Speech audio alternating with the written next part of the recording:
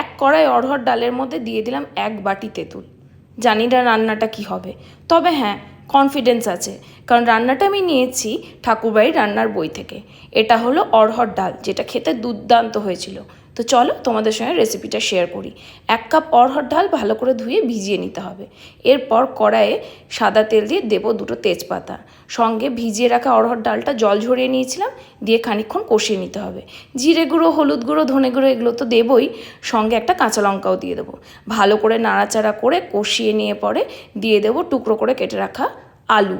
ছোট আলু হলে সেটাও তোমরা দিতে পারো। আর দিয়ে দিলাম কয়েক টুকরো পেঁয়াজও। এরপরে ভালো করে নাড়াচাড়া করে জল দিয়ে ডালটা সেদ্ধ হতে দিতে হবে। দেখো ডালটা যখন সেদ্ধ হয়ে যায়, ওর ওপর থেকে 1 বাটি তেঁতুল গোলা ঢেলে দিলাম, সঙ্গে দিয়ে দিলাম নুন আর চিনি। ভালো করে ডালটা আরও খানিকক্ষণ সেদ্ধ করে নামিয়ে নেবো। এরপর কড়াইয়ে তেল দিয়ে গোটা জিরে ফোড়ন আর হিং ফোড়ন দিয়ে দেবো।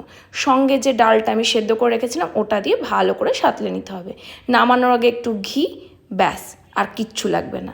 ভালো করে ফুটিয়ে নামিয়ে নিলে আমাদের ঠাকুরবাড়ির অড়হর ডাল একদম রেডি।